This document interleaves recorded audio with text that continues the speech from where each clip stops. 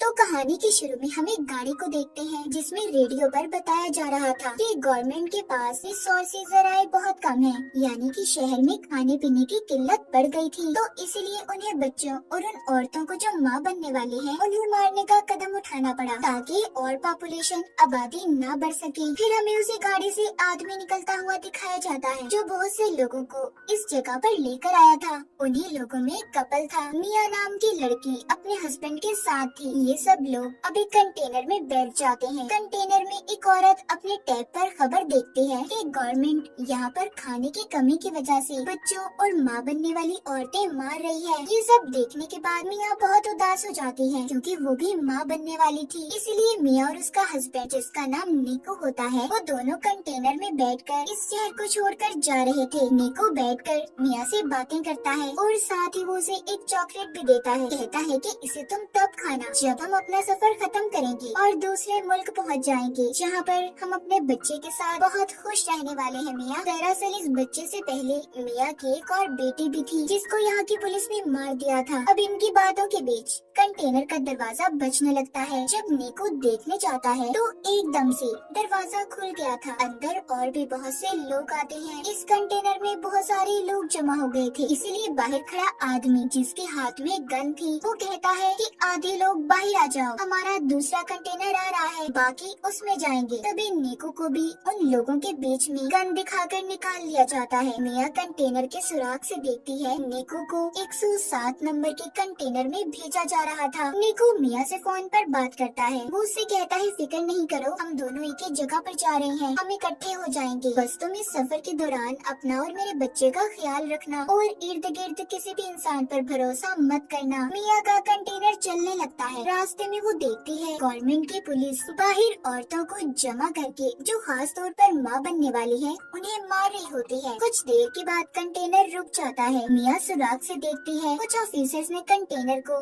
तलाशी के लिए रोक लिया था। अब कंटेनर को खोलकर जब चेक किया जाता है तो वो उन्हें पूरा खाली मिलता है। दरअसल इस कंटेनर के अंदर छुपने की खुफिया जगह थी। सभी लोग उधर छुप गए थे। ऑफिसर जब गोली चलाता है तो उसे भी पता चल गया था कि अंदर खाली बहुत सी जगह है। अब पुलिस ऑफिसर सबसे कहता है देखो खुद ही सब लोग बाहर आ जाओ वरना तुम्हें ऐसे ही मार दिया जाएगा। ये सुनकर मिया उस कंटेनर के अंदर रखे डब्बों के ऊपर चढ़ गई थी। तभी वहाँ पर एक लड़की भी जान बचाने की खातिर दरवाजा खोल देती है। जैसे ही वो बाहर आती है, ऑफिसर ने उसके सर पर गोली चला दी थी और फिर एक एक करके सबको मार दिया जाता है। सबको खत्म करने के बाद ऑफिसर ये हुक्म देता है कि यहाँ से लाशों को ठिकाने पर लगाकर कंटेनर को साफ करके शिप में भेज दिया जाए। ऑफिसर के आदमी ऐसा ही करते हैं। मिया जो कि ऊपर की तरफ जाकर छुप गई थी, अब वो नीचे आती है और निको को फोन लगाकर बात करने की कोशिश करती है, मगर निको का फोन बंद आ रहा था। इससे मिया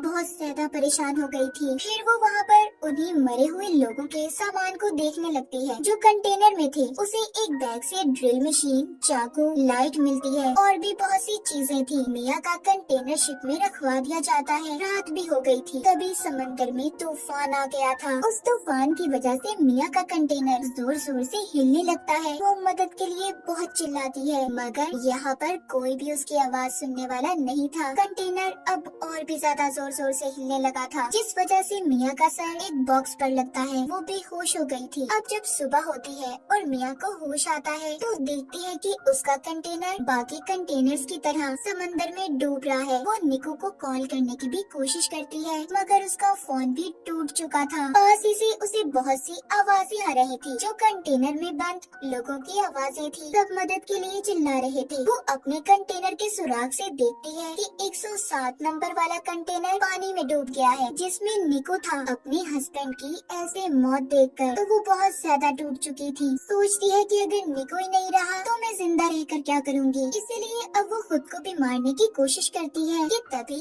उसे अपने बच्चे का एहसास होता है। वो अपने बच्चे के बारे में सोचने लगी थी, इसीलिए मरने का इरादा बदल लेती है। वो ये सोचकर खुश हो रही थी कि बहुत जल्दी इस दुनिया में उसका और निको का बच्चा आने वाला है। यही सोचते सोचते वो सो जाती है। अब जब सुबह को वो उठती है, उसके कंटेनर में पानी भरने लगा था। वो डूब रही होती है।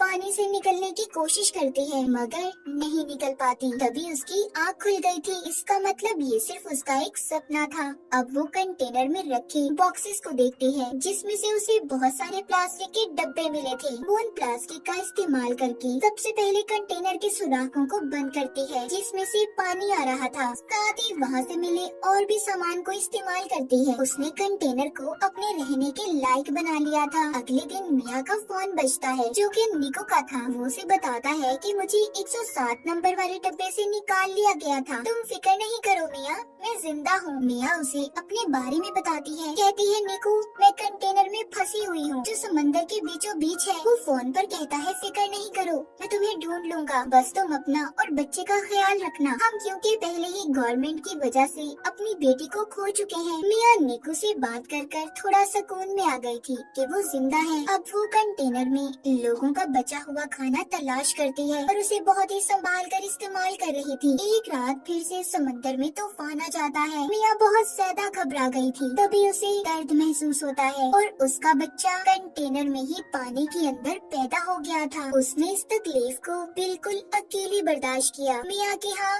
बेटी हुई थी जिसे देखकर वो बहुत खुश होती है। उसने उसे अपने गले लगा लिया था। वो अपने बेटे का बहुत ख्याल रखती है। आहिस्ता आहिस्ता मिया भी ठीक हो गई थी मगर अब उसके पास पड़ा खाना भी खत्म होने लगा था। वो सोचती है कि आखिर कब तक वो ऐसे ही इस कंटेनर में बंद रहेगी। तभी उसे अपने सामने पड़ी ड्रिल मशीन नजर आती है। ये उस मशीन को लेकर कंटेनर के ऊपर रास्ता बनाने की कोशिश करती है। तभी इसकी बेटी भी रोने लगी थी। ये नीचे आती है और अपनी बेटी को संभालती है। अगले दिन फिर से ये रास्ता बनाने का काम करती है मगर अब ड्रिल मशीन भी बंद हो गई थी। मिया ने गुस्से में उस मशीन को फेंक दिया था। तभी से चाकू नजर आता है। ये अब उस चाकू का इस्तेमाल करती है मगर चाकू भी टूट गया था। मिया देखते हैं कि उसके पास अपना पीने के लिए पानी बचा था और न खाने के लिए खाना। उसकी हालत बहुत ज्यादा खराब थी। वो बेहोश हो जाती है। उसे अपनी बेहोशी की हालत में अपनी बेटी नजर आती है जिसको गवर्नमेंट ने मार दिया था। उसे अपने पास निको भी महसूस होता है जो उससे बस यही कह रहा था, मिया इसमें तुम्हारी कोई गलती नहीं, तुमने हर कोशिश की। तभी मिया के मुंह पर बारिश का पानी गिरता है। उसे होश आ गया था। वो अब एक कपड़े को फंसाकर कंटेनर के उस हिस्से को खींचती है जिसमें उसने सुराख किए थे। मिया की मेहनत रंग ले आई थी। रास्ता खुल जाता है। वो पहले तो डब्बों में पीने के पानी को जमा करती है। फिर जब वो बाहर आती है तो देखती है उसका कंटेनर समंदर के बीचों बीच था जहाँ पर दूर दूर तक उसे कोई भी नजर नहीं आता। वो अब अपनी बेटी को लाकर आसमान और समंदर दिखाती है। कहती है हम यहाँ से जरूर निकलेंगे। तभी उसे समंदर में मछलियाँ नजर आती हैं। मिया को ये देखकर एक आइडिया आता है। वो मछलियाँ पकड़ने वाला एक कांटा बनाती है जिससे वो मछलियाँ पकड़ने की कोशिश कर रही थी मगर उससे एक भी मछली नहीं पकड़ी जाती। वो बहुत थक चुकी थी और ऊपर ही लेट जाती है। तभी उसे आसमान पर प्लेन नजर आता है। अब मिया जल्दी से कंटेनर के अंदर जाकर शीशे का टुकड़ा लाती है ताकि वो उसकी रिफ्लेक्शन अक्स से प्लेन को अपनी तरफ बुला सके मगर जल्दी जल्दी में उसकी टांग पर चोट लग गई थी। लेकिन फिर भी वो हिम्मत नहीं हारती और शीशे के टुकड़े को लाकर प्लेन पर उसका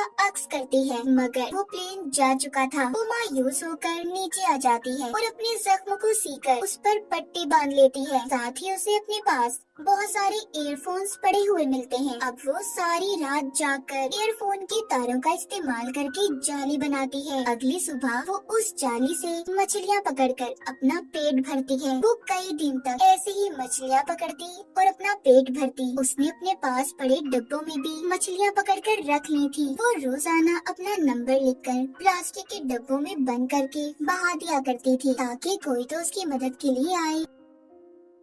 एक रात उसे निकू का फोन आता है जो कहता है मिया मुझे माफ कर दो, मैं तुम्हें बचाने नहीं आ सका। हमारे कंटेनर को पुलिस ने पकड़ लिया है, मुझे गोली लगी है। मिया कहती है निकू हमारी बेटी हुई है जो बिल्कुल तुम्हारी जैसी है। वो उसे अपनी बेटे की आवाज भी सुनवाती है कि तभी उसका फोन बंद हो गया था। मिया बहुत रोती है और कंटेनर के ऊपर ही सो गई थी। ऐसे ही उसे कंटेनर में रहते 32 दिन गुजर जाते हैं। कंटेनर में जितना भी सामान था सब मिया ने इस्तेमाल इस्तेमाल कर लिया था जो जो उसके काम आ सकता था। अब वो कंटेनर के ऊपर डब्बों का इस्तेमाल करके एक छोटी सी कश्ती बनाती है जिसमें उसने अपनी बेटी को लिटा दिया था और मछलियाँ जमा करती है कि तभी उसे एक परिंदा नजर आता है जिसे देखकर वो सोचती है कि आसपास जरूर कहीं खुशकी होगी। थोड़ी देर में रात भी हो जाती है। मिया के कंटेनर में पानी भरने लगा था। उसकी बेटी की तस्वीर कंटेनर में गिर गई थी। मिया जब उसे लेने जाती है तो उसका पाँव रस्सी में फंस गया था। तभी ऊपर से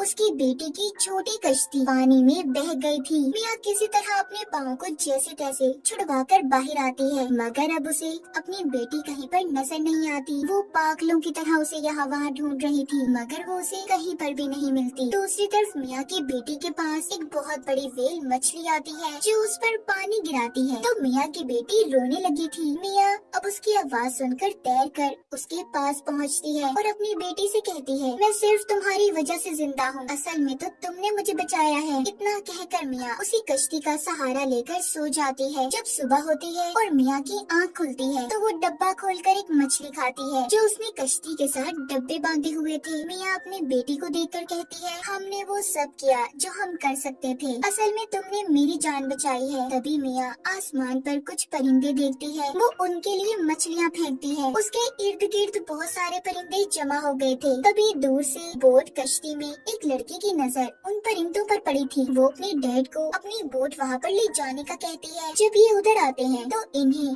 मिया की बेटी मिलती है। वो लड़की उस कश्ती को देखकर सोचती है कि आखिर इतना प्यारा बच्चा वो भी पानी में किसी ने कैसे छोड़ दिया। तभी उन्हें मिया की बेटी की कश्ती के साथ एक रस्सी बंधी हुई नजर आती है। जब वो उस रस्सी को खींचते हैं जिसमें से मिया बाहर आती है, उसने दरअसल उस रस्सी को अपने बाजू से बांध लिया था। वो मिया को ऊपर खींचते हैं। लड़की उसे बचाने की कोशिश करती है क्योंकि मिया बेहोश हो चुकी थी। वो लड़की मिया को किसी तरह होश में लाने की कोशिश करती है, मगर मिया का सांस पानी में रहने की वजह से बंद हो गया था। जब मिया अपनी बेटी की रोने की आवाज को सुनती है तो उसे होश आ गया था। वो उनसे पूछती है कि मेरी बेटी कहाँ पर है। वो लड़की मिया की गोद में उसकी बेटी देती है। बोट में लड़की के डैड मेडिकल मदद बुला रहे थे। मिया सबको देखकर बहुत खुश थी कि उसकी और उसकी बच्ची की जान को इन लोगों ने बचा लिया। वो अपनी नई जिंदगी के बारे में सोचकर रोने लगती है। मिया ने बहुत सी मुसीबतों का सामना किया था, आखिरकार उसने अपनी और अपनी बेटी की जान को बचा लिया। माँ बनने की ताकत ने